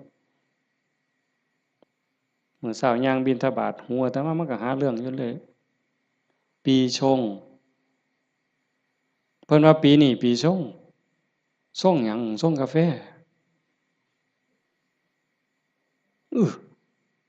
มันยากหยังกับปีกับเดือนนั่นเด้อปีชงเนี่ยเพิ่นนัดกันไปสวดมนต์สะเดาะเคราะห์มื้ออื่นทั้งศรีสะเกษพุ่นผู้ปีชงปีมะยังว่าไว้เฮาบ่เข้าใจปานใดดอกพากันไปสวดไปสะเดาะเคราะห์ไปต่อชะตาไผสิเกินพระพุทธเจ้าก็ลองเบิ่งคันมันเป็นจังซั่นมันเฮ็ดจังซั่นพระพุทธเจ้าเฮ็ดหมดอันไม่ออกมาเฮ็ดนี่กำลังเฮ็ดให้เจ้าของสะเดาะเคราะห์ก็แม่นต่อชะตาก็แม่นเสริมดวงก็แม่นโดยการตั้งสติให้มันฮู้จักอีหยังผิดอีหยังถูกอีหยังควรบ่ควรตรงนี้ตรงมันแม่นพุทธะต้องเฮ็ดแบบนี้เพี้ยนมาจากภพจากชาติคันเฮาบ่มีเชื่อเก่าไม่ออกบ่ออกคันว่ามีเชื่อของนักบวชนักปฏิบัติเป็นเชื่อเป็นอย่างเป็นเผ่าเป็นพันธุ์ไว้ตั้งแต่อดีตเฮาบ่มีมือมาเฮ็ดจังซี่ในเมื่อเฮามีของเก่ามานำพามาสู่การเหตุการณ์ทำจังซี่มีกัลยาณมิตรพาเฮ็ดพาทำให้ทุ่มเทเต็มที่ถือว่าโอกาสได้เกิดมาเป็นมนุษย์ได้พบพระพุทธศาสนามีสติปัญญาหูดีหูชั่วหูผิดหูถูกยังมีสติหูอยู่จังซี่เฮ็ดเต็มที่ก่อนมันสิหมดเวลาแล้วอย่าคิดว่าเจ้าของซ่าเด้ไม่ออกญาติโยมอย่าคิดว่าเฮาสิเฮ็ดบ่ทันตราบใดลมหายใจยังมีอยู่สติสัมปชัญญะยังหูผิดหูถูกเพิ่นว่าเฮามีโอกาสจนลมหายใจสุดท้ายจนลมหายใจสุดท้ายยิ่งเฮาฟังเทศน์ฟังธรรมอยู่บ่อยๆอยู่ประจำบัดจนฮอดเฮาเจ็บเฮาป่วยเฮาใจสิขาดสิล้มสิตายสิ่งที่เฮาฝึกมาตลอดชีวิตทบทวนมาตลอดชีวิตฮอดเวลานั้นมันจะว่างแม่นบ่แม่นก็แล้วแต่สิว่างว่ามันเอาบ่ได้แล้วร่างกายบ่แม่นของเฮาสังขารบ่แม่นของเฮาสรรพสิ่งในโลกบ่แม่นของเฮาดินดอนตอนหญ้าบ่แม่นของเฮาแม้แต่สังขารร่างกายก็สิถิ้มอยู่ไว้ๆนี่ว่างเด้ปล่อยเด้ ตัวอย่างที่อาตมาได้พบมาญาติธรรมวันที่9 พฤศจิกาอาตมาว่าจะพาไปสวดมนต์ที่พระใหญ่อำเภอเขืองในเพิ่นนิมนต์ไปเทศน์ก็เลยประกาศชวนญาติชวนโยมไปญาติธรรมกลุ่มหนึ่งผู้เฒ่าหน่อยที่สุดก็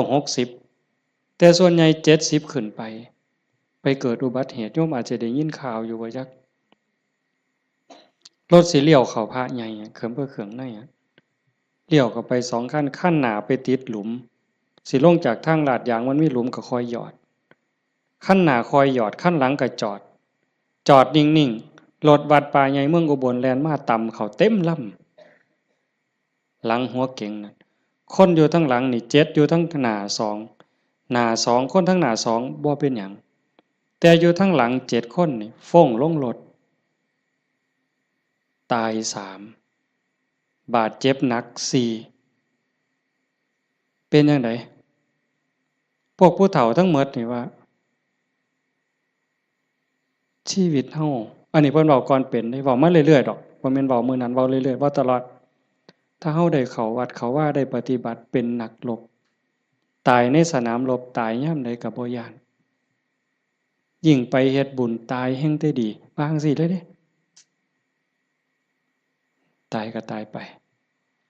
แต่ว่าซุ่มยังนี่กระดูกโครงหักแขนหักกระดูกสันหลังเคลื่อนกระดูกต้นข้อเคลื่อนขาหลุดโบกแม่นหมด2 คนหนึ่งนี่หมอเขาว่าเป็นอัมพาตตลอดชีวิตซอยเหลือเจ้าของบ่ได้อาตมาก็ออกมาบ่ได้เทศน์นำสันดอกได้ยินข่าวอาตมาไปนั่งลงปุ๊บก็เสียงหวอรถดังเลยพอได้ยินข่าวว่าเป็นญาติที่ทำก็แต่ตามเขามาโรงพยาบาลเขืองในพอแต่ไปฮอดแม่ใหญ่นึง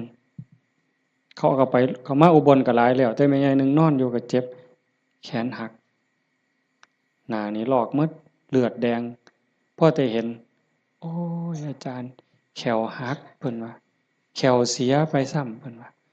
โอ้ยสร้างมันเถาใหญ่บ่ได้ซื้อเพราะบาทดอกแขวนั่นว่าเราก็ยังดีใจอยู่เด้หลานน้อยไปนำหลานอาตมาไปนำ2 คนจับมือยายแน่มันหนาวมันสิไปทั้งเพิ่นแล้วนะมันหนาวจับมือยายแน่ให้ยายอุ่นแน่ให้ยายอุ่นแน่เด็กน้อยก็จับผู้คนก็บ่ฮู้เรื่องสลบไปบัดพ่อใหญ่นึงบัดนี้กระดูกหักเขาก็คิดว่าแอวหักอาตมาก็คิดยาก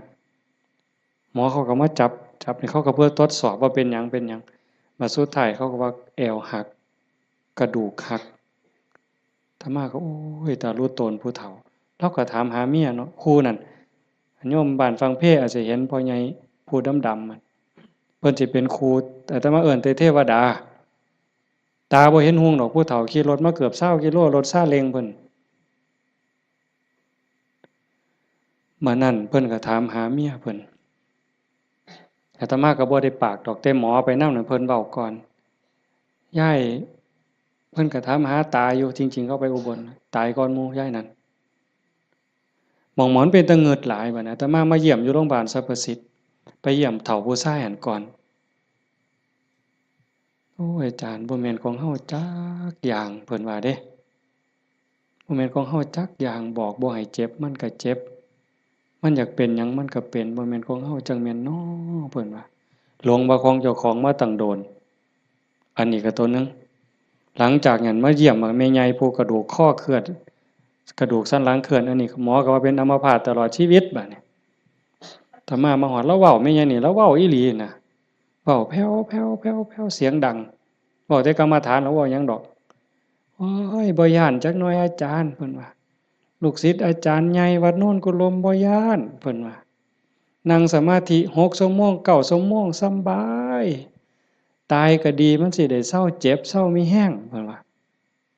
แต่ว่าเราหลับไปยามใดวึบไปยามใดเราว่าขาวอักลากนี่หม้องเราอุ่นคือมันสิใจขาดหลับไปยามใดปึ๊บสิเห็นคนใส่ชุดขาวเต็มอยู่ตลอดนี่คือนิมิตดีเด้คันตายในขณะนี้นี่สวรรค์เขาเอาเราไปแท้แต่ว่าเราปฏิบัติตลอดที่จริงเขาให้เราอยู่ห้องผู้เดียวเป็นห้องอันตราย แล้วผมว่าโอ้ยดีแห้งอาจารย์เขาให้อยู่ผู้เดียวบ่มีผู้ใดมากวนปฏิบัติภาวนาเมิดขึ้นเพิ่นว่าอันบ่ฮู้ทีบเด้นั่นเจ้าของนั่นอันตรายที่สุดเพิ่นว่าเพิ่นสำบายไม่มีผู้ใดมากวนเพิ่นนั่นบัดเอาไปเอามาภาวนาตลอดอยู่โรงพยาบาลตลอดย่างได้ซุมื้อหมอว่าสิเป็นอัมพาตตลอดถึง2เท่านี่ตลอดชีวิตเลยซอยเหลือตัวเองบ่ได้แท้เดี๋ยวนี้ย่างได้ถึง2คนเห็นบ่หม่องอัศจรรย์หลายพ่อใหญ่เข็ม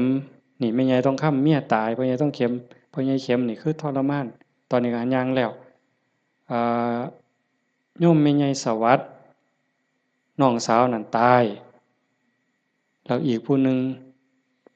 ตมาจือบ่ได้ตายบ่เอาเรื่องกับรถถือว่าเป็นกรรมเป็นเวรเป็นสิ่งที่เกี่ยวเนื่องกันมาใครแม่นเฮาสิว่าแนวใดมองอาตมาเงิดอ่อนซ่อนใจคนน่ะขอบสามครอบครัวนี่ผู้หนึงเจ็บสาหัสผู้หนึงตายนี่บ่เอาเรื่องกับรถบ่เอาเรื่องกับครูกรณีถือว่าเป็นเรื่องของบาปของบุญเป็นเรื่องของวัฏสงสารให้แล้วต่อกันเขาก็บ่อยากมาซ้นเขาก็บ่อยากพาเฮาไปตายนี่มองว่าคุณภาพของธรรมะมองเข้าใจธรรมะมันเฮ็ดใจได้ขนาดนั้นน่ะ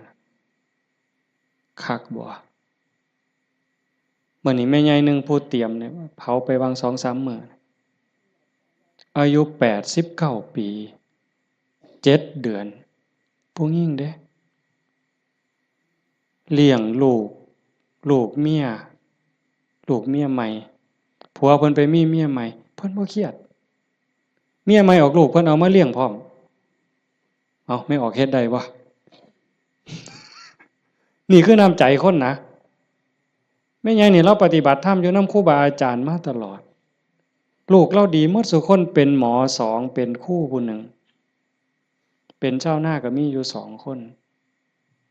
แต่ว่าหม่องอัศจรรย์คือเราปฏิบัติตลอดโยมไม่ออกสวดปาติโมกข์ได้ที่พระเพิ่นลงปาติโมกข์นี่แม่ใหญ่น่ะเราสวดได้อาตมาสวดบ่ได้หม่องเป็นตะงึดหลายแต่ว่าเราตกศาลาเทื่อนึงย่างจงกรมมันมืดตกศาลาสมัยก่อนนั่นขาหักนู่นว่าซั่นว่า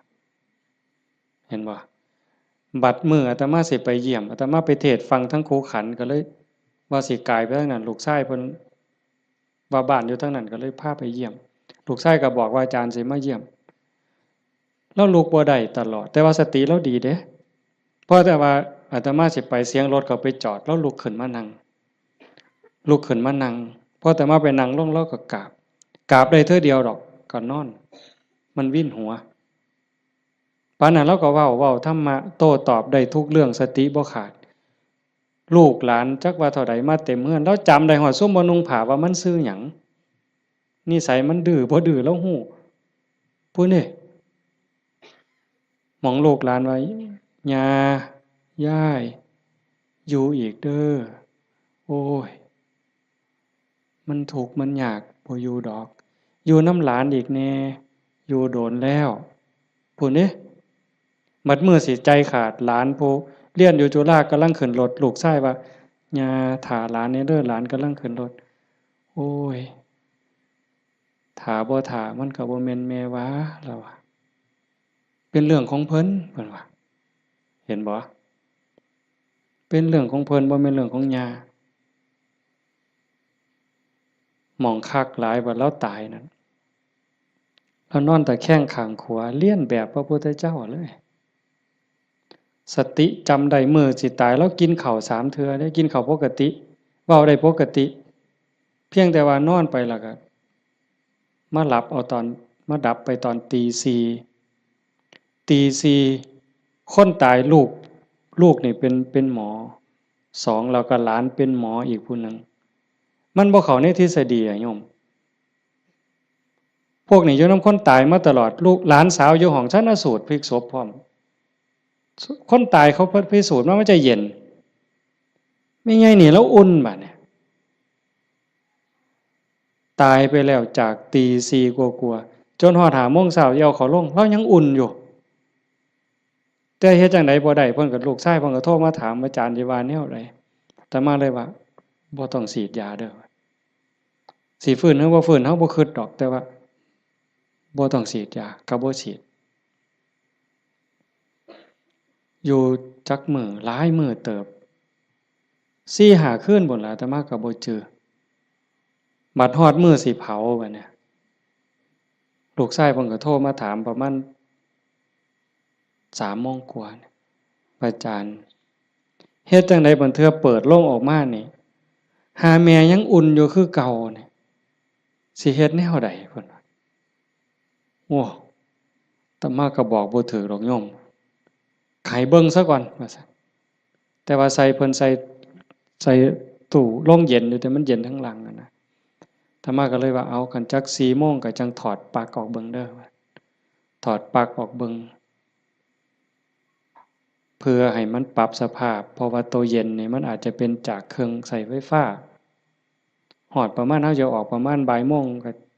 หากะลามันอุ่นมันหยังอยู่ก็จังว่ากันอีกเทื่อนึงบัดสุดท้ายก็แม่นหมดอยู่ดอกเพิ่นว่าอาจารย์ประมาณเที่ยงนี่เพิ่นโทรมาก็บ่เย็นปานใดแต่ว่ายายบ่แข็งเพิ่นว่าเย็นอยู่แต่ว่ามันบ่แข็งคือทั่วไปคันจังซี้ก็หมดไปตามธรรมชาติก็เฮ็ดไปเด้อคือที่เว้าให้โยมฟังนี่หมายความว่าอย่าให้เราปฏิบัติมาตลอดจิตใจเราดีเรางามบ่เคยด่าไผจักเทื่อลูกว่าลูกเมียใหม่เขาผัวก็อยู่นำเมียใหม่นี่เอาลูกมาเรียนเราก็ป้อนข้าวทอกันนี่เลี้ยงซ่ากันป้อนปลาป้อนข้าวก็บ่ให้ลูกเจ้าของคำใหญ่กว่าเด้คำทอกันอืมอาบน้ำให้ก็คือกันสอนก็คือกันฮักเท่ากันใจคนนั่นมันจังว่าคันมันได้ฝึกได้ฝนมันมีธรรมมันก็สุดยอดอยู่นี่โยมพ่อใหญ่พาเฮาประพฤติปฏิบัติเฮ็ดงานจังซี่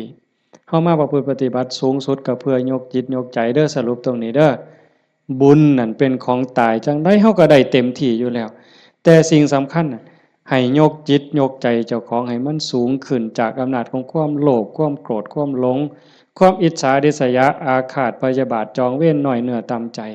เฮาสิเอาชนะมันได้เฮาสิสูงขึ้นกว่าอำนาจของกิเลสได้ย้อนโยมสังเกตใจเจ้าของย่ามตาเห็นหูได้ยินจมูกได้กลิ่นลิ้นได้รสท่านเฝ้าไปเสือมันอย่าไปหักไปสร้างน้ำมันนิ่งแล้วสังเกตความรู้สึกสังเกตความคิดสังเกตความรู้สึกคันมันเอียงไปทั้งโลภหลายก็บอกว่าเจ้าของนั้นขี้โลภหลายอยู่ค่อยถอนออกหัดบริจาคหัดแบ่งหัดปันคันมันโกรธหลายเห็นอันใดผิดหูผิดตาแล้วงุดหงิดหนหวยขึ้นเป็นตาสร้างขึ้นมาหูจักมันปรับแล้วก็หูจักเมตตาเขาก็คือเฮานั่นล่ะเขาบ่ทันหูเขาจึงเป็นจังซั่นหูจักให้อภัยฝึกไปฝึกไปคอยยกระดับดวงจิตขึ้นมาให้เข้าใจว่าพระพุทธเจ้าบ่ได้สอนให้เฮาทุกข์พระพุทธศาสนาสอนให้เฮาพ้นทุกข์โกรธก็คือทุกข์โลภก็คือทุกข์หลงก็คือทุกข์เป็นเหตุให้ทุกข์เฮาก็ต้องดับเหตุมันเฮ็ดให้จิตใจเป็นกลางๆฮักผู้อื่นคือฮักเจ้าของหวังดีต่อผู้อื่นคือหวังดีต่อเจ้าของนั่นจิตใจเฮาจะดีขึ้นงามขึ้นมื้อนี้สมควรแก่กาลเวลาใส่เวลามาหลายเติบชั่วโมงหนึ่งกับ40กว่านาทีเนาะสมควรแก่กาลเวลาท้ายที่สุดก็ขออนุโมทนาสาธุกับญาติโยมผู้เป็นเจ้าภาพผู้เป็นเจ้าของสถานที่และก็ญาติธรรมที่มาจากที่ไกลที่ไกลมาร่วมประพฤติปฏิบัติบำเพ็ญบุญบำเพ็ญกุศลยกระดับดวงจิตดวงใจของเจ้าของให้สูงขึ้นงามขึ้นท้ายที่สุดก็ขอรัตนะอ้างอิงเอาอำนาจแห่งคุณพระศรีรัตนตรัยคุณของพระพุทธเจ้าพระธรรมพระสงฆ์และอำนาจแห่งบุญกุศลคุณงามความดีที่มีทั้งหมดทั้งมวลในสากลและจักรวาลจงหลอมร่วมเป็นตบะเป็นเดชะเป็นพลวะปัจจัยอำนวยหนุนส่งให้ญาติโยมสุขสุคนจงเป็นผู้แกล้วกล้าอาจหาญร่าเริงในการสร้างบุญสร้างกุศลสร้างคุณงามความดีให้ยิ่งขึ้นไปให้เป็นผู้เจริญงอกงามในจตุรพิธพรชัยคืออายุวันนะสุขภละปฏิภาณธรรมสารสมบัติ ให้เป็นผู้มีสัมมาทิฏฐิมีโอกาสประพฤติธรรมปฏิบัติธรรมให้ได้เข้าถึงธรรมที่บ่ทันได้เข้าถึงได้หูแจ้งธรรมที่บ่ทันได้หูแจ้งจนสามารถนำตนให้พ้นทุกข์ปรารถนาสิ่งหนึ่งประการใดหากเป็นไปโดยชอบประกอบโดยธรรมก็ขอให้ความหวังความปรารถนานั้นจงสำเร็จทุกๆประการมีความสุขกายสุขใจโดยทั่วกันทุกท่านทุกคนเถิดสาธุยะถาวาริวหาปุราปาริปุเรนติสาครังเอวเมวะอิโตทินังเปตานังอุปกัปปติอิชิตังปฏิตังตุมหังคิปะเมวะสมิจฉตุสัพเพปุเรนตุสังกปาจันโทปนรโสยะถามณิโชติรโสยะถาสัพพิติโยวิวัชชันตุสัพพโรโควินัสสตุมาเตภวัตวันตรายโยสุขีทีขายุโกภวะอภิวาทนาสีลิสานิจจังวุธาปจายโนจัตตารโอธรรมาวัฏันติอายุวันโนสุขังพลังภวตุสัพพมังคลังรักขันตุสัพพเทวตาสัพพพุทธานุภาเวนะสัพพธัมมานุภาเวนะสัพพสังฆานุภาเวนะสทธาโสธีพระวันตุเต